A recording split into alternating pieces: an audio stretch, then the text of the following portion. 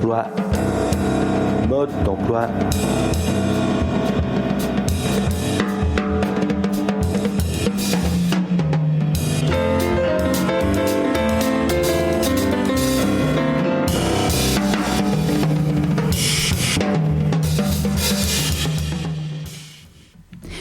Bonsoir, vous êtes sur Radio Fréquence Paris Pluriel 106.3 dans l'émission Mode d'emploi.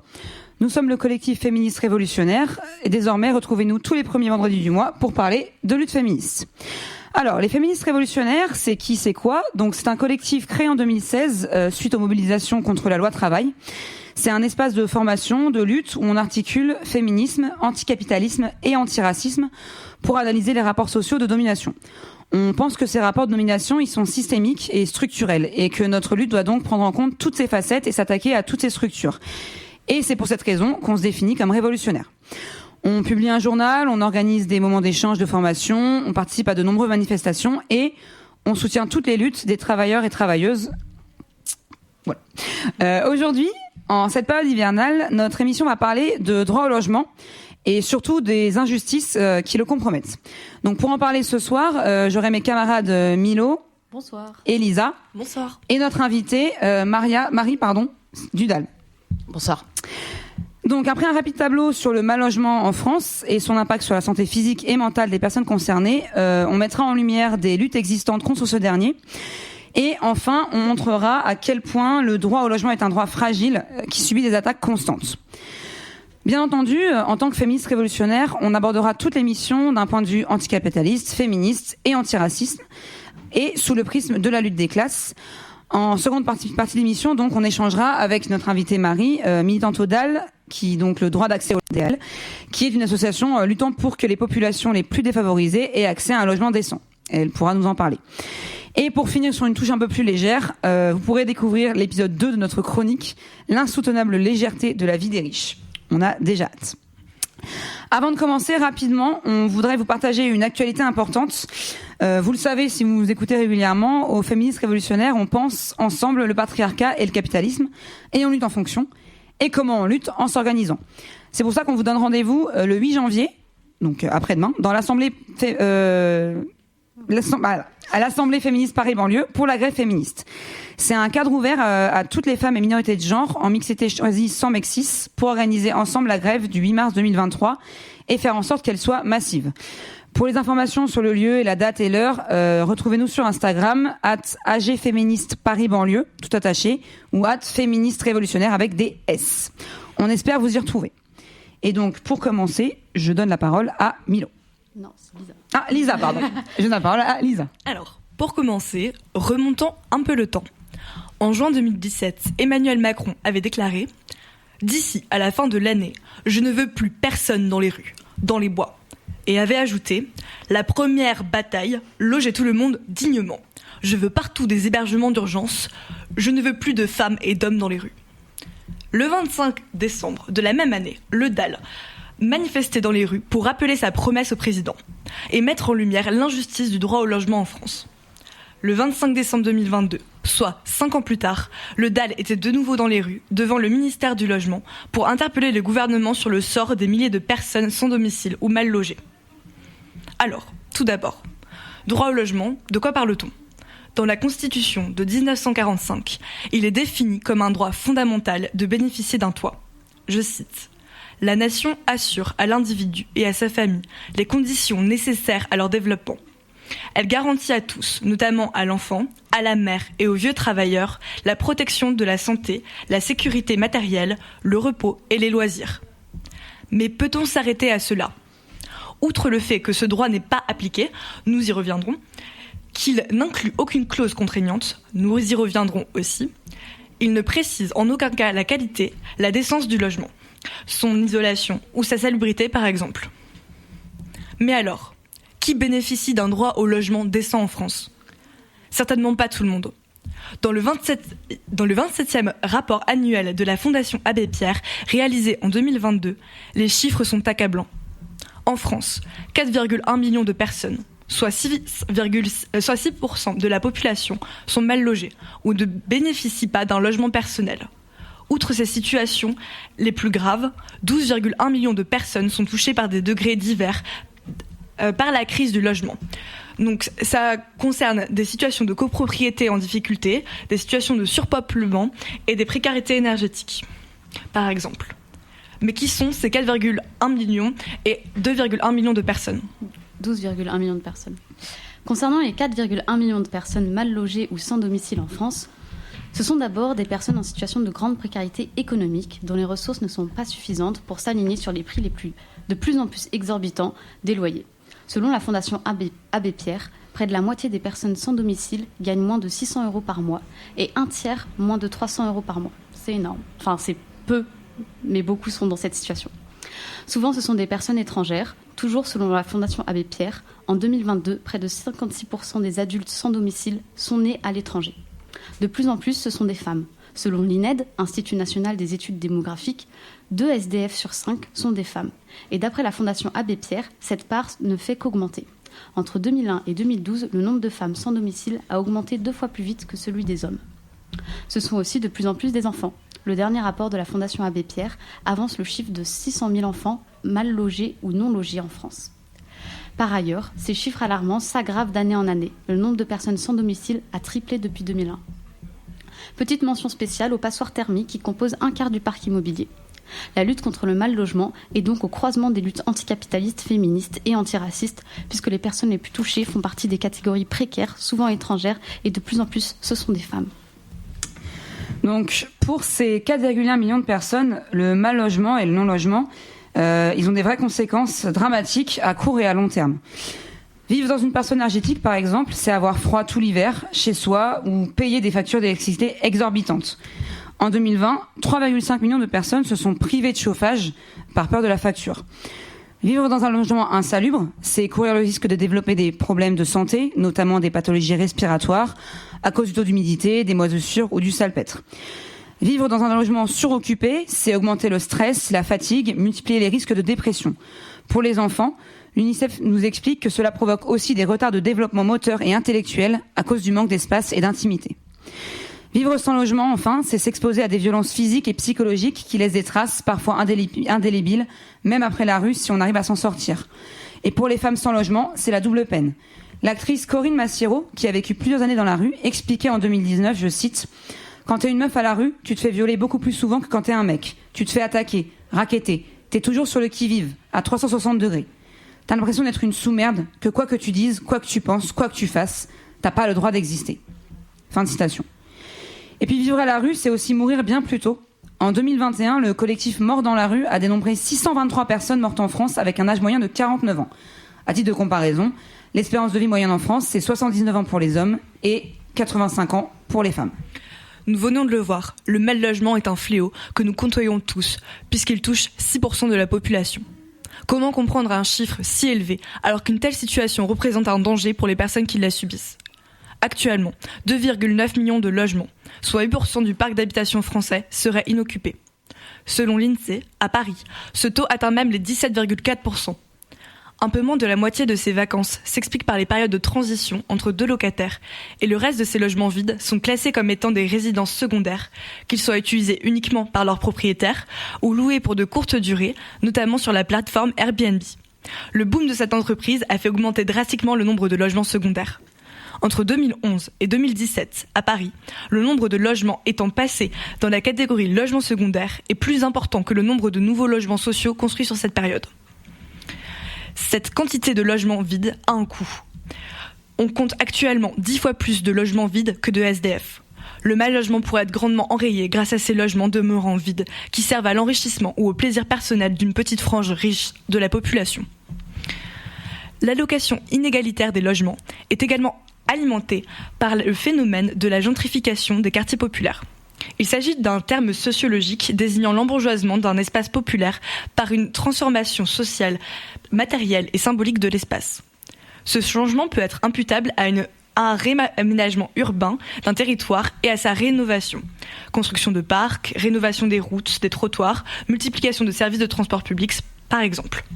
Ce qui rend le quartier attirant pour des personnes de classe moyenne et intermédiaire.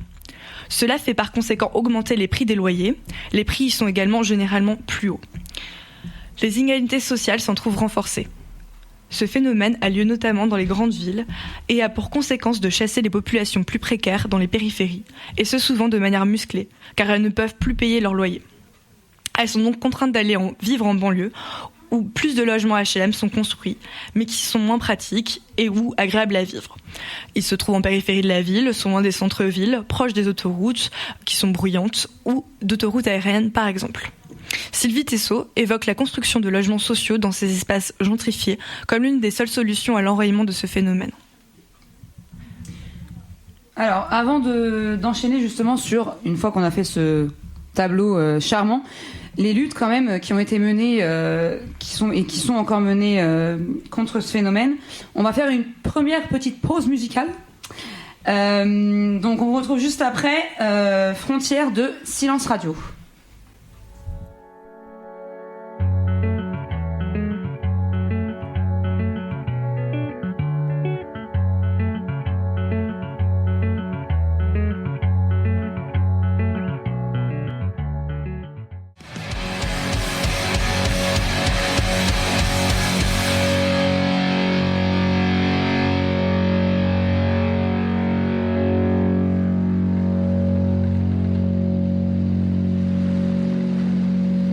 C'était Frontières de Silence Radio. Vous êtes toujours sur Radio Fréquence Paris Pluriel 106.3 avec les féministes révolutionnaires pour notre émission sur le droit au logement. Donc on est toujours avec notre invitée Marie, et avant de lui laisser la parole, on va revenir un peu sur les luttes justement qui ont été menées contre ce mal logement. Contre le mal logement, il existe des solutions que l'État pourrait mettre en œuvre. L'association Droit au logement milite depuis des années pour l'application des mesures efficaces. D'abord, la réquisition de tout ou partie des logements vides, au moins pendant la période hivernale. Ensuite, faire baisser le prix des loyers pour les ramener à des tarifs abordables aux catégories les plus précaires de la population. Également, augmenter les aides au logement, taxer les profits immobiliers et construire des logements sociaux supplémentaires. En attendant l'application de ces mesures, les personnes concernées par le mal logement ont mené des luttes de terrain afin de voir appliquer leur droit au logement. Nous allons vous exposer quelques exemples de mouvements inspirants qui démontrent que la lutte paie. L'un des outils de lutte les plus utilisés contre le mal logement est le squat, soit l'occupation d'un lieu dans une perspective d'habitation sans l'accord du propriétaire du lieu, qui représente à la fois une solution au mal logement et un instrument de mobilisation contre lui. Selon l'anthropologue Florence Bouillon, les squats sont une réponse à la hausse des prix des logements bon marché et à la saturation des logements sociaux qui entraîne une impossibilité pour une des franges les plus précaires de la population d'avoir accès au logement. Il s'agit également d'une solution face au manque de place et aux fermetures des centres d'hébergement d'urgence. Les squatteuses ne seraient cependant pas tous contraintes de se loger de la sorte. Le squat peut aussi être le lieu de revendications politiques, notamment venant des personnes de mouvances anarchistes ou autonomes. Des organismes comme le DAL et Jeudi Noir y ont également recours dans un but militant. Ils occupent illégalement des lieux pour loger des familles précaires et sans logis dans le but de faire pression sur le gouvernement afin d'obtenir leur relogement. Jeudi Noir tend également à occuper des lieux symboliques afin de voir une couverture médiatique forte qui pourrait représenter un levier pour faire valoir leurs revendications. Un exemple concret de squat utilisé comme outil militant est l'épisode des volets verts à Grenoble mené par le DAL 38. Le 9 décembre 2020, alors que la loi ASAP, préambule de la loi Kasbarian-Berger, sur laquelle nous reviendrons, qui a étendu les dispositions possibles contre les squatteurs et squatteuses, vient d'être promulguée, les familles et célibataires à la rue décident d'occuper d'anciens logements sociaux vides dans le quartier populaire de l'Abbaye à Grenoble. Ces habitations bénéficient alors encore de l'eau courante, de l'électricité et du chauffage. Ces sans-logis sont soutenus par le DAL qui, en pratiquant la réquisition de logements vides, espère les voir relogés par les autorités publiques. Mais ce n'est pas ce que pense le maire de Grenoble, Éric Piolle, qui prend la décision de couper les vivres, donc c'est-à-dire le chauffage, l'eau et l'électricité, aux occupants des volets verts le 20 décembre, soit au milieu de l'hiver finalement, afin de les faire plier. S'ensuit alors un énorme soutien et de fortes mobilisations venues appuyer les occupants et occupantes des volets verts qui ont finalement été relogés après plusieurs mois de mobilisation, de négociations et de pression contre la mairie. Comme quoi, la lutte paie. L'une des grandes questions posées par ces mobilisations et la reconquête des quartiers en cours de gentrification. C'était notamment le cas du quartier de l'Abbaye, dont les logements sociaux vides attendaient seulement de prendre de la valeur afin d'être revendus aux plus offrants. Aucune ville, aucun quartier n'est à l'abri de ce phénomène. C'est celui-là même qui se déroule actuellement dans la petite couronne parisienne. Aubervilliers, par exemple, voit fleurir de nombreux nouveaux immeubles et son lot d'agences immobilières qui remplacent d'anciens petits commerces bien plus essentiels. Bah oui, qui s'achètent un appartement tous les 4 matins. Alors qu'il s'agit de la 6e ville la plus pauvre de France, longtemps délaissée par les services publics, les habitantes de cette dernière voient désormais leur ville faire peau neuve. En effet, d'après un rapport de l'Observatoire des inégalités paru en novembre 2020, à Aubervilliers, un habitant sur 2 vit sous le seuil de pauvreté, soit avec moins de 1 102 € par mois. Cet intérêt soudain des pouvoirs publics pour Aubervilliers vient seulement de la volonté d'accueillir dignement les acteurs liés aux Jeux Olympiques, les touristes, sportifs, journalistes. Ces derniers, les Jeux Olympiques, permettent alors l'accélération du processus de gentrification de la Seine-Saint-Denis. Le 6 février 2021, le collectif Non au saccage 2024 appelle devant l'Hôtel de Ville de Paris à résister aux saccages économiques et sociaux qu'impose l'organisation des Jeux Olympiques en France. Ce projet qui rassemble des habitants et habitantes des associations et des collectifs de Seine-Saint-Denis dénonce les conséquences des travaux d'aménagement des Jeux Olympiques d'ores et déjà visibles qui accentuent les problèmes écologiques et les injustices sociales préexistantes. Pour en citer quelques-unes, nous pouvons parler de l'accélération de la bétonisation, de l'augmentation de la pollution, de la spéculation immobilière qui engendre l'exclusion des pauvres des quartiers concernés, l'imposition de normes par les investisseurs pour que le quartier soit bien vu, et donc la surveillance et la sécurisation accrue de ces quartiers, l'implantation de grandes enseignes, la disparition des petits commerces, la réduction des espaces publics, des pas et des parcs, sans oublier non plus les conditions de travail désastreuses des ouvriers sur les chantiers des Jeux Olympiques, à qui on met la pression pour respecter les contraintes de temps, l'emploi massif de bénévoles sans contrepartie financière, de logement et de transport, et même l'exploitation de personnes sans papier sur ces mêmes chantiers. Donc, toujours dans l'ambiance, on va se faire une deuxième pause musicale maintenant, dis donc. Alors, encore une fois, après, promis, on donnera un peu la parole quand même à notre invité parce qu'on a beaucoup parlé jusqu'ici. Mais pour lancer ça, on part avec Hugo TSR. Fenêtre sur rue. Fenêtre sur rue.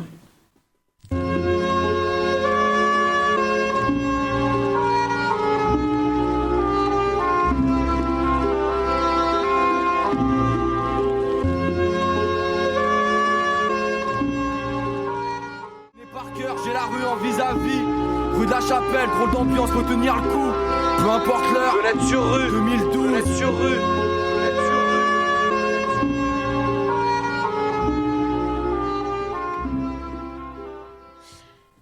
C'était Hugo TSR, Fenêtre sur rue.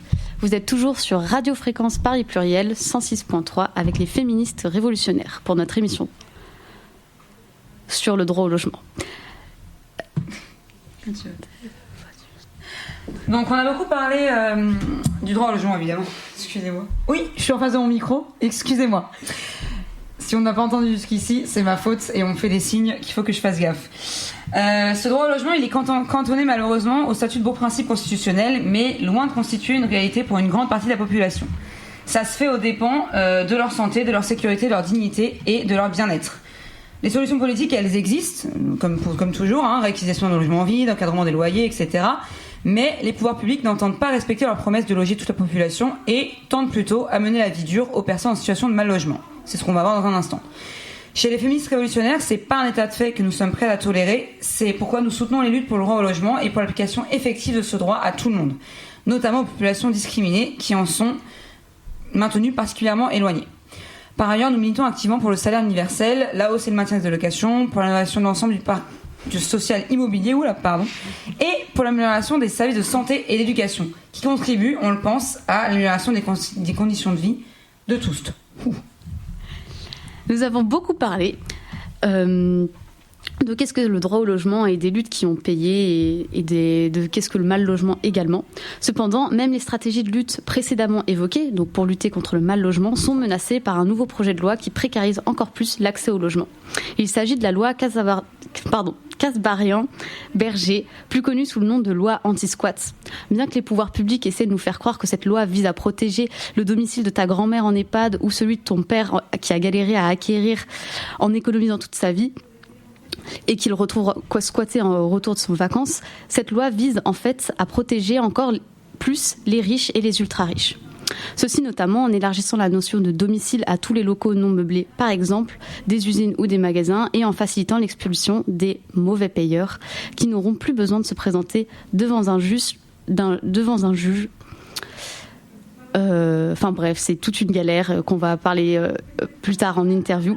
C'est donc de cette loi et de cette actualité de la lutte pour le droit au logement dont nous allons désormais parler avec notre invitée Marie, militante au DAL. Bonsoir Marie. Bonsoir. Est-ce que tu peux te présenter et présenter les actions que tu mènes au DAL ? Moi, je suis militante au DAL. Et donc le DAL, Droit au logement, c'est une association qui existe depuis 30 ans. C'est une fédération d'associations, donc il y a des comités droit au logement dans une trentaine de villes en France.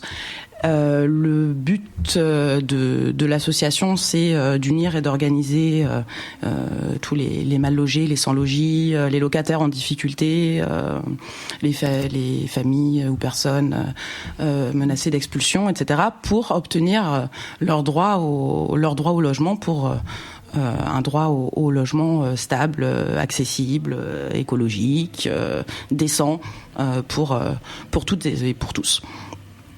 Et pour ça, on mène des actions. Donc, vous avez parlé tout à l'heure de la lutte à Grenoble l'année dernière, il y a 2 ans. Il y a 2 ans. Voilà, c'est ça. Donc la lutte dans le quartier de l'Abbaye à Grenoble. On mène une série de luttes. On organise des manifestations, des campements. On soutient des réquisitions pour l'application des droits en faveur des sans-logis, des mal-logés, parce que il y en a quand même s'ils sont pas appliqués, il y en a, pour obtenir aussi l'application de la loi de réquisition, dont vous avez parlé aussi tout à l'heure, même si la dernière fois qu'elle a été appliquée en France, c'était en 1995. Voilà, c'était suite à un gros mouvement, donc on espère que voilà. Et voilà, et pour davantage de logements sociaux et davantage de logements sociaux accessibles, parce que maintenant, même quand on parle de logement social, il y a des logements sociaux qui n'ont plus de social que le nom, et aussi contre la marchandisation du logement social, parce qu'il y a quand même il y a le logement. Vous parliez tout à l'heure des problèmes de mal logement. Le mal logement, c'est aussi quelque chose qui rapporte énormément, comme vous le disiez. Il y a d'énormes profits autour de l'immobilier, avec les marchés spéculatifs, etc. autour de l'immobilier. Le logement, c'est la valeur dans laquelle on gagne le plus en investissant quand on est un vautour. Et voilà, et c'est aussi quelque chose qui rapporte à l'État, parce que ce que l'État gagne par le logement cher est plus important que ce qu'il dépense en aide au logement, etc. Donc ça, c'est aussi quelque chose qu'il faut dire, c'est que l'État se retrouve dans le logement cher, se retrouve financièrement dans le logement cher. D'où aussi un certain manque de volonté politique là-dessus. Donc voilà. Il a intérêt à maintenir les personnes mal logées finalement. C'est ça. Et du coup, est-ce que tu pourrais un petit peu, parce que je pense que j'ai dit tout, je ne sais pas si je l'ai bien défini ou je l'ai bien introduite, mais est-ce que du coup tu pourrais plus nous parler de qu'est-ce que c'est que ce projet de loi Kasbarian-Berger ? J'ai vraiment du mal. Alors le projet de loi Kasbarian-Berger, déjà ça rentre dans une campagne depuis, je sais pas, 5 ans, mais là depuis 2 ans encore plus, une campagne médiatique très forte et très très violente des lobbies de l'immobilier et des lobbies des propriétaires. On a vu là depuis 2 ans, tous les 3 mois, on a le nouveau fait divers du pauvre petit propriétaire qui était les exemples, le pauvre petit propriétaire qui était en EHPAD ou qui était parti en week-end et qui rentre et horreur, sa maison est squattée et il ne peut rien faire, il est obligé, etc. Avec tous ces exemples où pour une bonne partie d'entre eux, il s'est avéré 3 jours après qu'après quelques vérifications, en fait non, c'est complètement faux. La personne a 3 autres appartements, ou alors oui, mais ils avaient acheté cette maison justement squattée, donc beaucoup moins chère, et donc ils savaient très bien qu'elle était dans cet état-là. Et voilà, mais évidemment les médias, voilà, l'emballement médiatique fait qu'on parle plus la première fois qu'après. Donc voilà. Donc en gros, cette loi, c'est ça. Officiellement, c'est pour défendre les pauvres petits propriétaires qui soit sont squattés leur maison, soit qui s'y retrouvent pas après avoir investi tout ce qu'ils avaient dans un petit logement avec des locataires qui sont vraiment extrêmement malhonnêtes et qui payent jamais rien et qui donc se retrouvent des mois sans voilà. Ça, c'est la façade. En réalité, qu'est-ce qu'il y a derrière ? Qu'est-ce que dit cette loi ? Cette loi, elle est extrêmement dangereuse pour les locataires, pour les mal logés, pour les sans-logis. En général, ce que dit cette loi, c'est d'abord la criminalisation de tout ce qu'on appelle les occupants sans titre. C'est-à-dire occupants sans titre, c'est les squatteurs, mais c'est pas que les squatteurs. Occupants sans titre, c'est toute personne qui est dans un logement qui n'a pas de bail ou de titre de propriété valide. Et là, si cette loi passe, toute personne qui n'a pas de bail ou de titre de propriété valide risque 3 ans de prison. Donc, qu'est-ce que c'est pas avoir de bail ou titre de propriété valide ? C'est être hébergé. C'est-à-dire, quelqu'un vous a hébergé. Voilà. C'est comme ça. On ne signe pas toujours un bail quand on est entre famille, entre potes, entre machin, entre tout ça. Voilà. Donc là, si le jour où on s'entend plus bien, bah, c'est fini. Ça veut dire aussi toutes les victimes de marchands de sommeil, qui, eux, vont se retrouver, le jour où ils demandent trop aux marchands de sommeil, vont se retrouver... Est-ce que tu peux définir ce que c'est un marchand de sommeil ? Un marchand de sommeil, c'est quelqu'un qui profite de la situation et de la détresse des gens pour louer des taudis, pour louer des logements qui devraient pas être loués.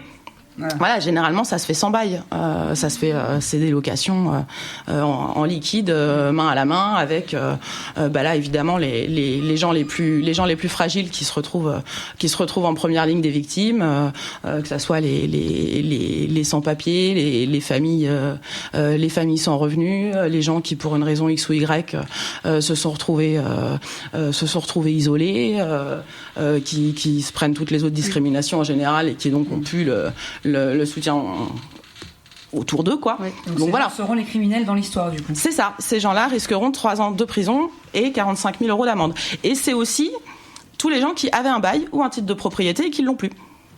Parce qu'il y a eu un impayé, parce qu'ils n'ont pas payé leur loyer, parce que le propriétaire aussi a pu décider de vendre le logement.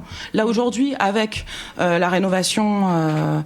des passoires thermiques. Voilà, avec tout ce qui est de la rénovation des passoires thermiques, on ne va plus avoir le droit de louer des passoires thermiques. Oui. Donc l'effet aussi là-dessus, ça va être qu'il y a plein de propriétaires qui, du coup, vont se débarrasser de leur logement et de leurs locataires en même temps en délivrant des congés-ventes. Et donc, il y a plein de gens qui vont se retrouver à la rue. Et donc, aujourd'hui, quand on a un jugement d'expulsion, si on ne va pas à la rue de soi-même, si on ne décide pas soi-même de se foutre à la rue, donc de réduire son espérance de vie à 15 ans, de foutre ses gamins à la rue, eh ben, on risquera 3 ans de prison. Ça, c'est la première partie de la loi. Et la deuxième partie de la loi, c'est sur tout ce qui est des procédures d'expulsion, une accélération, un déséquilibrage complet, où en gros, maintenant, à partir du moment où on a une dette de loyer, si on ne se présente pas à l'audience, si on n'a pas pu reprendre complètement le paiement du loyer, quand on passe devant le juge, on est expulsé. Alors qu'aujourd'hui, il y a beaucoup de situations où le juge peut mettre en place des échéanciers, permettre de rembourser. Hein. C'est pas, c'est juste du remboursement. Ça, aujourd'hui, après, si cette loi passe, ça sera plus possible. Est-ce que tu peux nous dire l'impact de cette loi sur la trêve hivernale ? Alors, sur la trêve hivernale, du coup, à partir du moment où, quand on n'a pas de bail ou de titre de propriété, c'est considéré comme un crime, on est dégagé directement, quelle que soit la saison. Quelle que soit la saison, on peut être dégagé. Pour le cas des gens qui sont locataires avec un jugement d'expulsion, généralement, les jugements d'expulsion prévoient une protection. À part certains cas très précis, les jugements d'expulsion prévoient une protection pendant la trêve hivernale. Donc là, pour les locataires qui ont eu fin de bail, il n'y aura pas d'attaque sur la trêve hivernale, a priori. Après, attention, parce qu'on est sur une loi qui est en cours de discussion, qui est déjà passée à l'Assemblée nationale, qui a été durcie, par l'Assemblée nationale, et là qui va passer le 31 janvier au Sénat.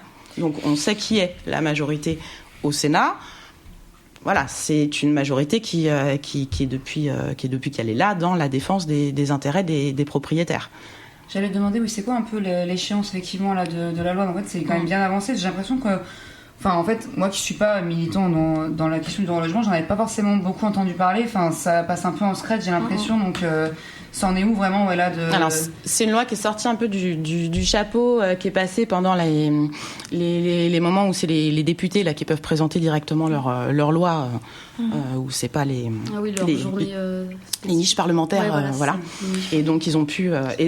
C'est la majorité gouvernementale qui a présenté ce projet de loi. C'est un député de la majorité gouvernementale qui a été soutenu par une bonne partie du gouvernement, Dupond-Moretti en tête. Surprenamment. Voilà.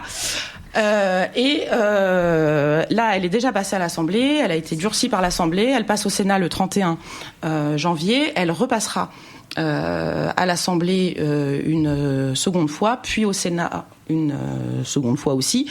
Puis ils se mettront d'accord sur ceux sur lesquels ils ne sont pas mis d'accord et la loi sera adoptée. Donc là, pour l'instant, la mobilisation s'organise par rapport à cette loi, parce que on en a vu d'autres quand même, des risques d'attaque, etc. Rarement de cette gravité-là, mais on en a quand même vu d'autres, et on a quand même par le passé réussi à faire reculer des propositions de loi, des projets de loi de ce type-là. C'est quand même déjà quelque chose qui est arrivé.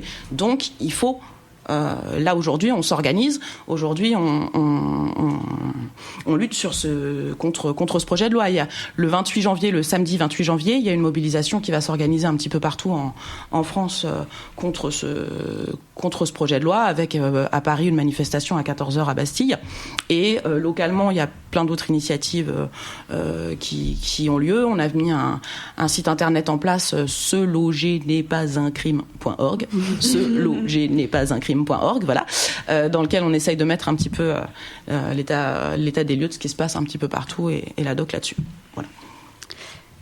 Je voulais juste rappeler, comme il y a beaucoup je trouve que les médias et le gouvernement jouent beaucoup sur le fait que vraiment les squats, et que ça vise justement à protéger les petits propriétaires, etc., qui ont galéré. En fait, il faut aussi ajouter que ces personnes-là, dont leur logement principal et unique se retrouvent squattés, c'est les mieux protégés par la loi. Donc pas les squatteurs, mais les propriétaires. Finalement, quand il y a des cas comme ça qui se présentent, les squatteurs sont très vite aujourd'hui, expulsés. Déjà, on parle comme s'il s'agissait on parle dans les médias comme si c'était des armées etc. Concrètement, il y a une procédure très spéciale au niveau juridique quand le domicile est squatté, qui a déjà été élargi aux résidences secondaires. Donc c'est une notion de domicile qui est quand même très large. Voilà. Il y a une procédure spéciale. L'année dernière, il y a eu une centaine de procédures qui ont été enclenchées par des propriétaires. Donc on est vraiment sur quelque chose qui est minime. On a une centaine de procédures qui ont été enclenchées comme ça. Il y a plus d'1 million de personnes qui sont en situation d'impayé de loyer, et donc qui risquent qui risquent la prison avec cette loi. Donc à un moment, faut équilibrer les choses au niveau du nombre de personnes. C'est pas tout à fait le même. On n'est pas dans le même truc. Et la procédure qui existe aujourd'hui, si le domicile de la personne qui est partie se faire soigner à l'hôpital, quand elle revient, est squatté, la personne contacte le préfet a 48 heures pour lui répondre et prononcer l'expulsion immédiate. Il n'y a pas besoin de passer devant un juge, il n'y a rien besoin. Enfin, aujourd'hui, les personnes sont protégées. Et aujourd'hui, les gens qui squattent un domicile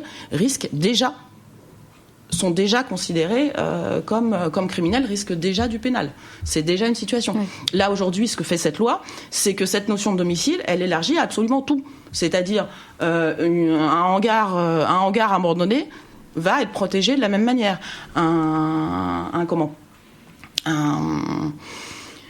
Une usine. Oui. Ouais. Merci. Une usine, oui, voilà, parce que ce qu'on a vu, c'est qu'en gros, ce que dit la loi, c'est que le fait de rentrer ou de se maintenir dans un lieu sans l'autorisation du propriétaire, c'est 3 ans de prison, 45 000 € d'amende. Et le lieu est défini aussi comme un lieu soit d'habitation, soit à usage économique. Donc, aujourd'hui, une occupation d'usine ou d'entrepôt 24/24 dans le cadre d'une grève peut tomber sous les coups de cette loi, et tous les grévistes vont se retrouver risquer 3 ans de prison, 45 000 € d'amende, etc. C'est aussi quelque chose qui va concerner par exemple les petits commerçants qui n'arriveront plus à payer leur retraite. Tu veux dire que le gouvernement ne protège pas le droit de grève ?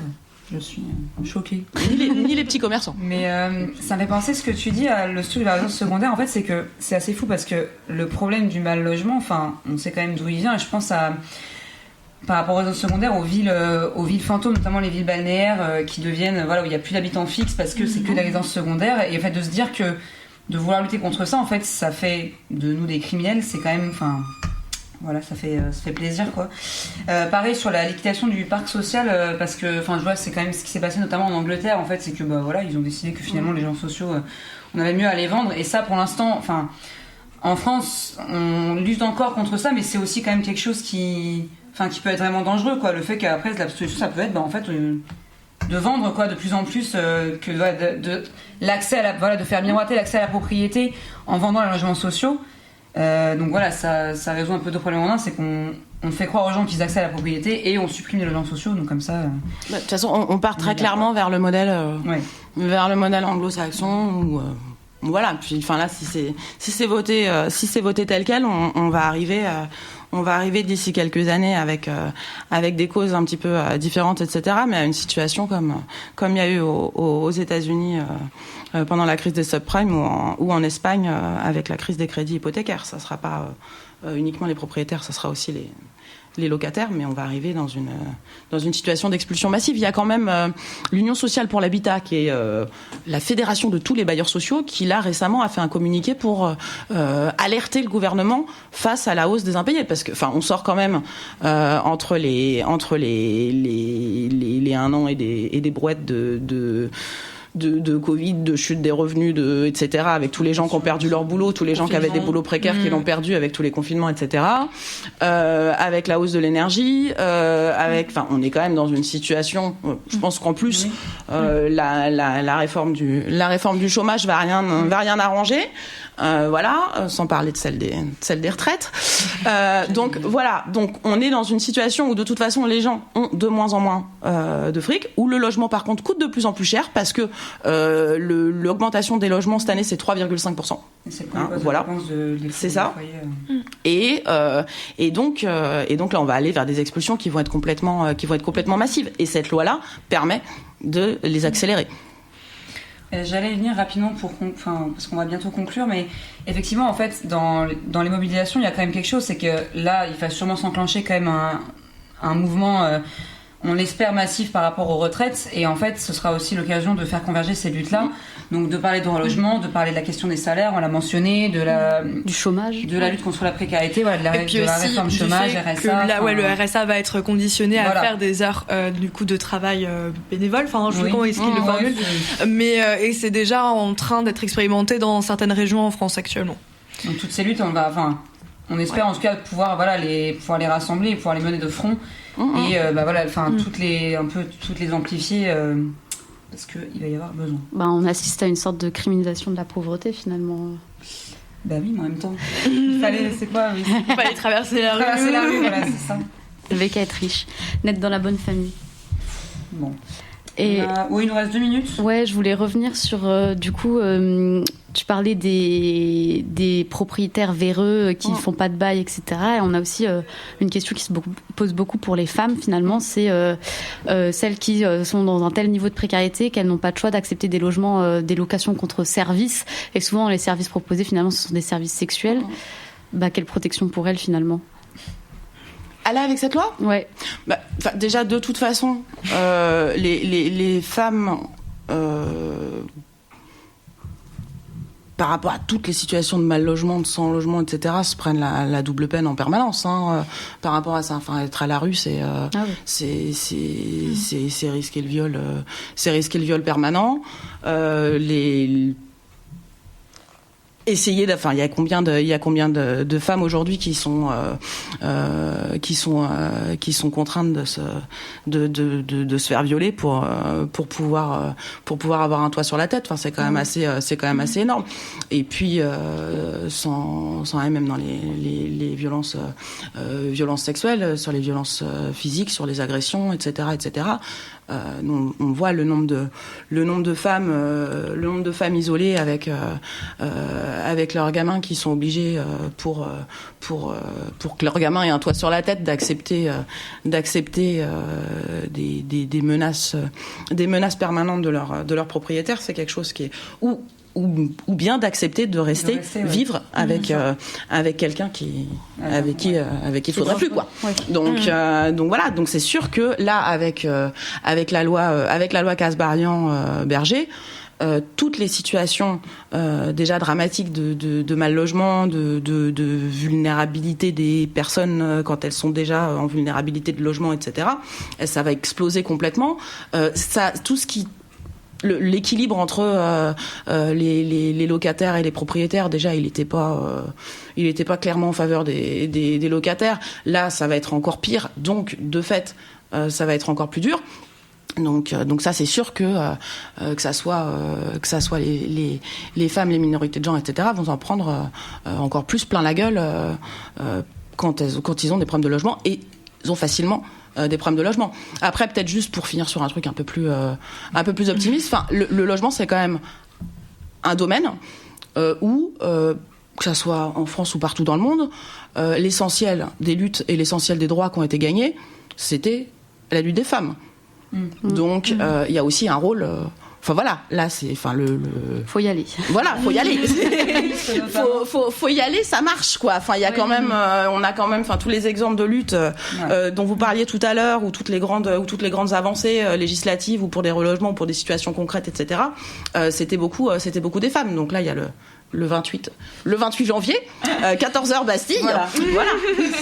On allait, juste pour conclure, effectivement, sur ce qu'il fallait, comment pouvez-vous suivre vos luttes, etc., et vous soutenir au DAL notamment. Alors au DAL, on a, n'hésitez pas, venez. On a un site internet, droitaulogement.org, et puis un Facebook, un machin, tout ça, là, tous les trucs. Et puis par rapport à Kasbarian et aux initiatives en général sur Kasbarian, se loger n'est pas un crime.org. Ça marche. Voilà.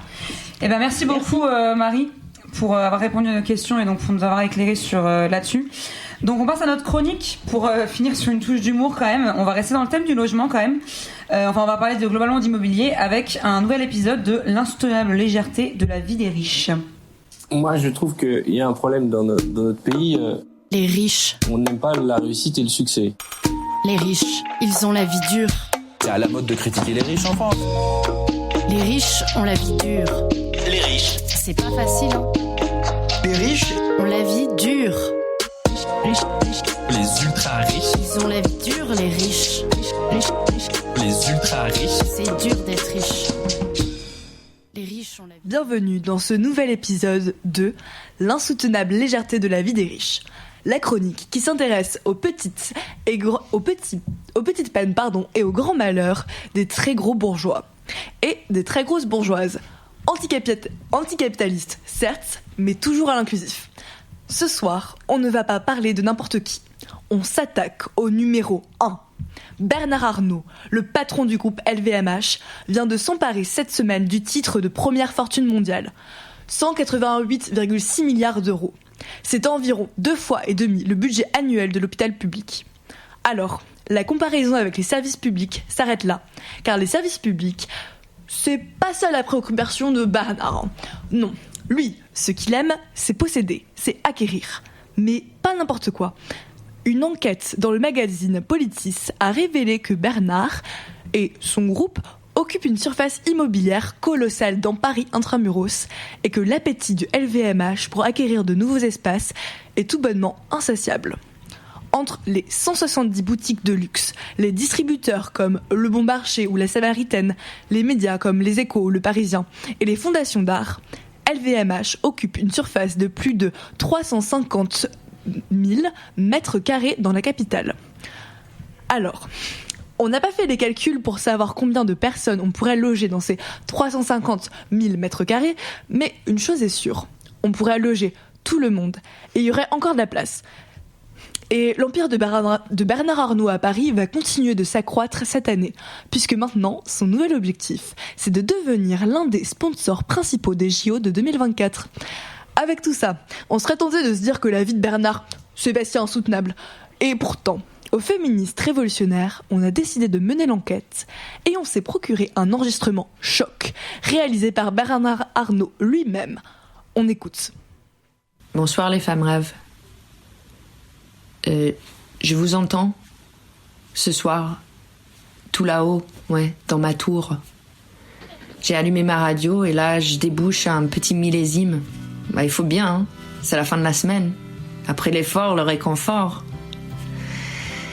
Là, je me renverse dans mon fauteuil et je sirote une coupe. Devant moi, Paris intramuros s'étend, un rond dessiné par le déferlant périphérique. C'est comme une immense assiette, brillante et flottante dans la nuit. Je suis attablée devant Paris. Je me sers autant que je veux. Je mâche et je mâche, la bouche ouverte, je laisse dégouliner sur mon menton. Personne n'est là pour m'observer, hein. J'avale la coupe de millésime, je m'en resserre. Quel festin, c'est magnifique. Ah oui, j'ai encore croqué une belle bouchée de Paris cette semaine, hein. Nous avons inauguré le chantier sur la montagne Sainte-Geneviève du nouveau centre de recherche de luxe durable et digital de l'école polytechnique. Nous leur avons fait une offre qu'ils ne pouvaient pas refuser. 40 millions d'euros. Quel triomphe. Le savoir au service des intérêts privés. Enfin. C'est pas beau, ça. Dans ce centre de recherche, ces petits étudiants et étudiantes vont acquérir du savoir, ils vont s'enrichir, tandis que je m'enrichis, tandis que je acquiers. C'est du donnant-donnant. C'est beau. Bienvenue à table. Bon appétit. Il n'y a rien de meilleur au monde que la saveur de l'acquisition. Produire, fabriquer, non, ça c'est âcre. Je n'ai jamais rien produit, moi. Moi, j'acquiers. Ça me nourrit, oui. Et bon Dieu que je suis fort. Je possède aujourd'hui 350 000 mètres carrés dans Paris intramuros. Ça fait 70 terrains de foot, hein. C'est pas beau, ça? Et tout ça, hein, c'est grâce à mes courageux émissaires. Je ne les oublie pas, hein. Je les invite à ma table. Je lève une coupe à leur bonne santé, ces braves hommes et femmes qui font du funambulisme entre marché et État. Et ça c'est eux-mêmes qui le disent, hein. Magnifique. À la vôtre.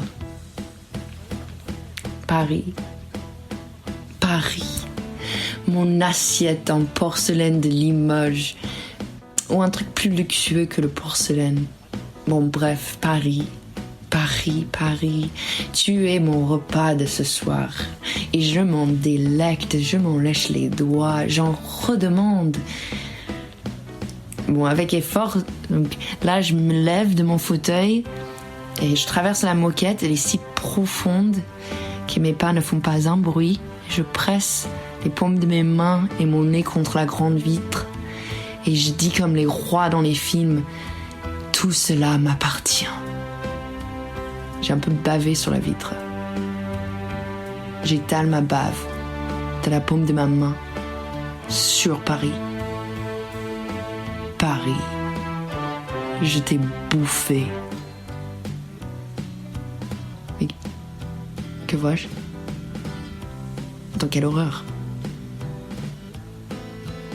J'ai saucé l'assiette avec ma paume et ma bave. Et l'assiette est vide à présent. Je n'ai plus rien à manger. Je gratte avec ma fourchette. Il n'y a pas une miette à prélever. La fourchette sur le porcelaine émet un bruit insupportable. Et dans ce grincement, le porcelaine se met à craquer. Des milliers d'éclats de porcelaine s'envolent et sèment mon visage. Mes yeux me rentrent dans les narines, dans la bouche, se logent dans mes gencives. Je ne vois plus rien. Je me débats. Je hurle. Personne ne vient. Je me cogne à la vitre. Je glisse dans ma bave, la vitre cède et je tombe dans le vide. Oh non. Paris. Je me suis mépris. Paris, ce n'est pas une assiette lisse de porcelaine, non. Paris, c'est un chaudron. Paris, c'est un chaudron. Je tombe au fond et Paris me bouillonne.